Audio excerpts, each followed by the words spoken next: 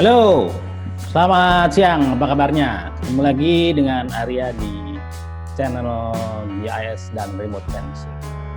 Hari ini bagaimana kabarnya Anda semua? Mudah-mudahan sehat. Yang sedang berpuasa, selamat berpuasa, beribadah.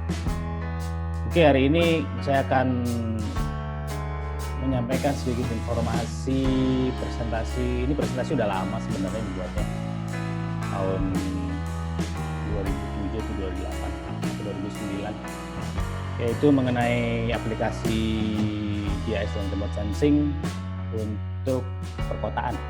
Ya, bagaimana presentasinya? Boleh dilihat diikuti presentasi berikut ini ya.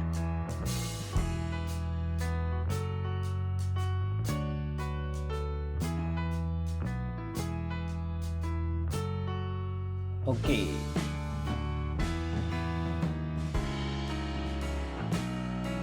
Judulnya adalah aplikasi analisis spasial untuk tata kota atau perkotaan. Ya. Jadi presentasi ini dulu saya buat waktu saya masih bekerja untuk PT Konsep Indonesia. Mudah-mudahan masih berjaya ya grup Konsep Indonesia sampai sekarang, dan TMAP Hyperspectral Airborne Remote Sensing. Sengaja masih saya tampilkan logonya karena courtesy dan juga penghormatan saya untuk perusahaan saya pada waktu itu, teknologi waktu itu yang mungkin ya satu-satunya di Indonesia teknologi canggih Hyperspectral Airborne Remote Sensing. Tapi sekarang mungkin kita bicara aplikasinya. Oke, tujuan dari presentasi ini adalah untuk memberikan gambaran bagaimana teknologi SIG, Sistem Informasi Geografi atau GIS, bekerja dalam membantu pengambilan keputusan, kemudian informasi kemampuan analisis spasial dalam perencanaan tata kota atau wilayah. Memberi gambaran peran teknologi TMAP dalam perencanaan kota dan wilayah. Analisa spasial, apa itu analisa spasial? Analisa spasial adalah analisa kesesuaian lahan dalam hal ini. Ya, jadi contoh aplikasi yang akan kita coba sampaikan atau kita kembangkan adalah pertanyaan atau menjawab pertanyaan mencari lokasi untuk pembangunan toko atau mall terbaik di suatu wilayah. Tentu saja ini adalah simulasi, walaupun datanya data real di suatu kota di Jawa Barat, tapi tentunya analisa dan parameter yang kita gunakan adalah simulasi.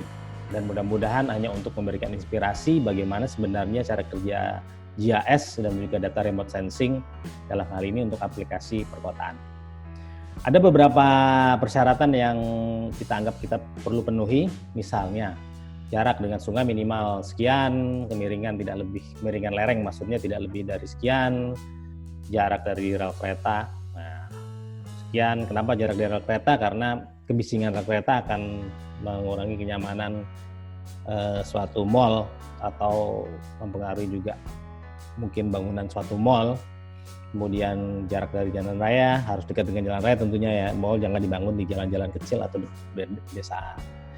Kemudian berada pada area tertentu, kita sebut aja jalan kelas 1 atau protokol, anggap aja suatu wilayah tata kota yang sudah dibuat sebelumnya.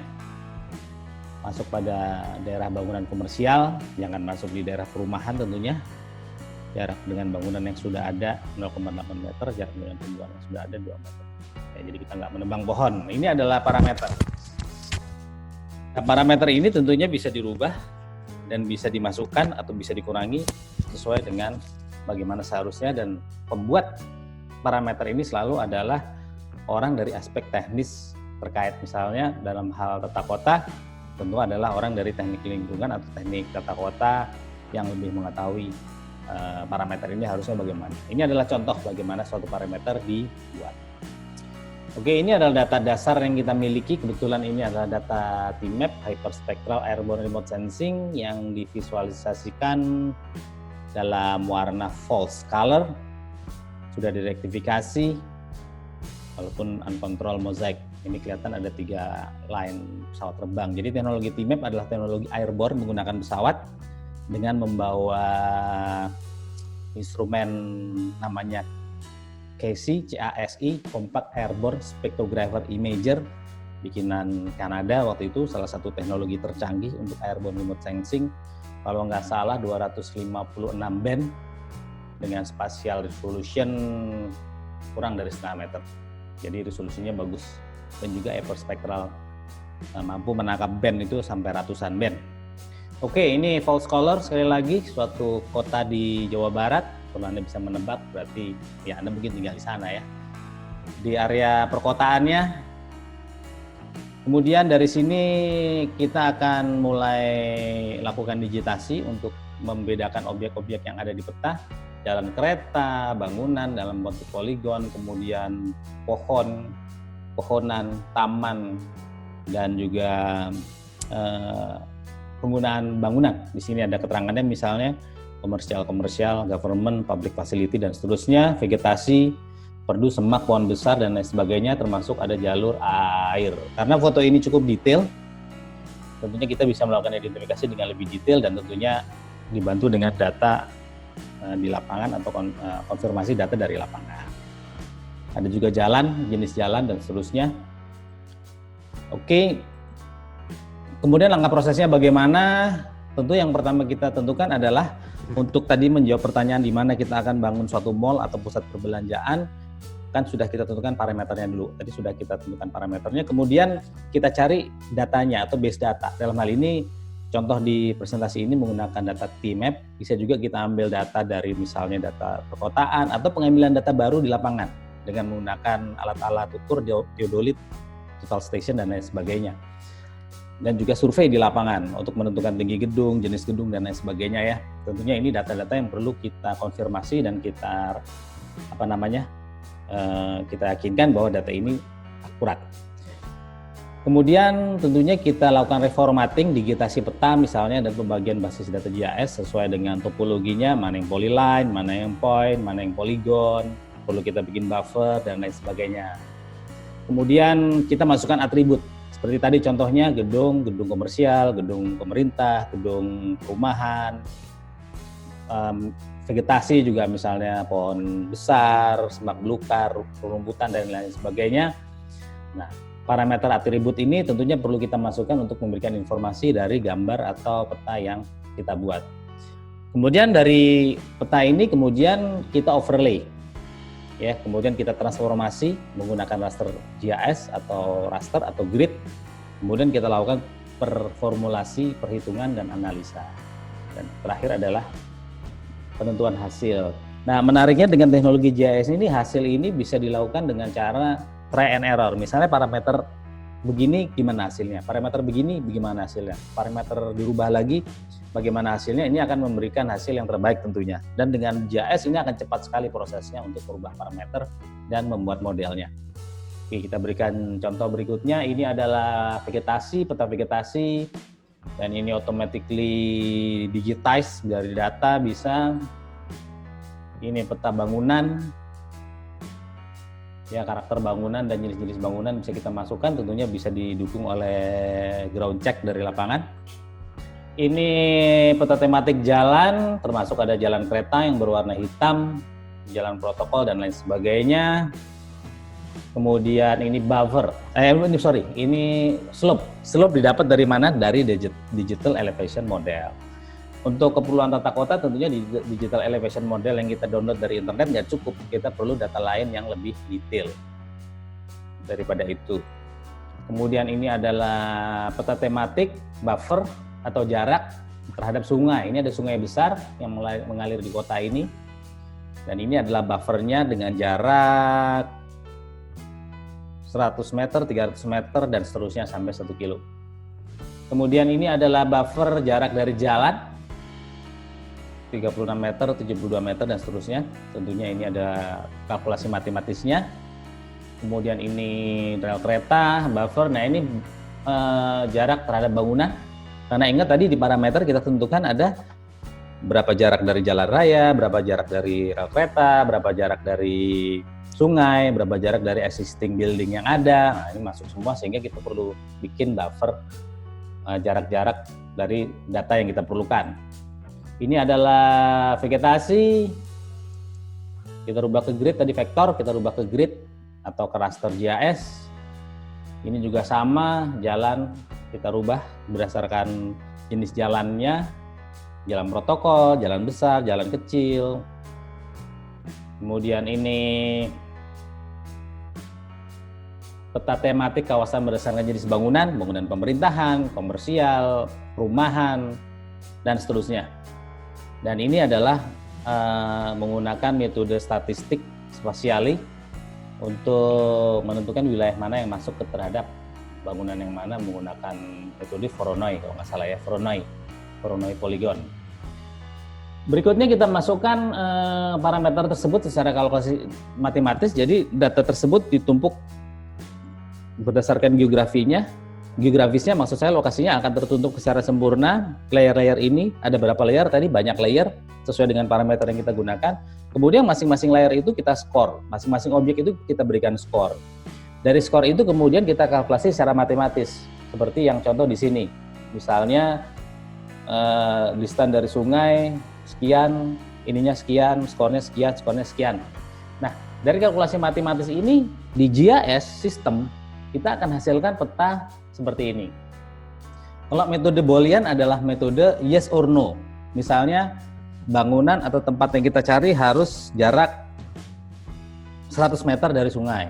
Berarti kalau kurang dari 100 meter, no. Kalau lebih dari 100 meter, yes. Lokasi yang kita cari adalah masuk ke wilayah daerah komersial. Yang masuk wilayah komersial, yes. Yang tidak masuk komersial, no. Jadi 0 or 1, yes or no. Dari yes or no itu kemudian kita overlap atau kita overlay sehingga kita dapat peta ini. Jadi yang biru adalah yang semua parameter tersebut yes. Sedangkan yang tidak biru berarti ada salah satu parameter yang no atau semua parameter no atau beberapa parameter no. Nah, ini adalah wilayah-wilayah yang kita bisa gunakan di mana semua parameter yang kita butuhkan untuk membangun suatu mall itu terpenuhi. Ini adalah wilayahnya yang warna biru. Itu adalah metode pertama, yaitu metode Boolean atau metode yes or no, memenuhi atau tidak memenuhi, dan analisa kita lakukan untuk daerah yang memenuhi untuk semuanya. Tetapi selain metode Boolean ada juga ini masih hasilnya tadi ya, kita overlay dengan vektor-vektor ini yang lain. Jadi ada beberapa tanah kosong yang kita pergunakan untuk pembangunan mallnya. Hasilnya adalah seperti ini. Tapi ada juga metode indeks. Metode indeks adalah tidak Boolean, tidak yes or no, tapi kita kasih indeks misalnya 5 sangat oke, 1 sangat tidak oke, 2, 3, 4, 5 gradasi. Jadi modelnya gradasi. Dan gradasi ini untuk semua layer dikalkulasi, bahkan layer-layer itu bisa diberikan weight of evidence. Jadi mana layer yang lebih penting. Misalnya slope adalah layer yang sangat penting atau data yang sangat penting, maka data slope atau topografi lereng ini kita masukkan dengan weight of evidence lebih besar, misalnya 30%, sedangkan yang lain 10%, 20%, dan seterusnya. Ini semua bisa kita atur sendiri dan bisa kita masukkan. Seperti ini contohnya. Jadi di sini ada 10%, ada 30%, ada 5%, 15%, 5%, 5%, 10% itu adalah weight of evidence. Dan setiap objek di layer itu juga memiliki skor. Misalnya proximity dari bangunan ini. Nah, itu makin jauh tentu skornya makin bagus dan seterusnya. Atau buffer dari sungai, makin jauh dari sungai makin bagus. Atau buffer dari rel kereta, makin jauh dari rel kereta maka skornya makin bagus. Nah, skor-skor ini tinggal dikalkulasi secara matematis. Kita menggunakan cluster calculation. Ya, cluster calculation udah kita overlay, kita kalkulasi dari masing-masing pixel. Jadi pixel yang saling overlay dihitung berapa skornya dan berapa weight of evidence-nya dari setiap layer dan skor di setiap layernya. Nah, hasilnya adalah kita evaluasi seperti ini. Maka akan ada ya skor nomor 1, skor nomor 2, skor nomor 3. Dalam hal ini langsung kita sebut aja misalnya not suitable, nearly suitable, atau most suitable, atau sangat berkesesuaian. Nah, kalau dilihat dari hasil indexing map maksud saya yang sudah kita hasilkan dari overlay data tersebut, maka kita akan memperoleh beberapa wilayah yang skornya sangat bagus atau beberapa wilayah yang skornya kurang bagus.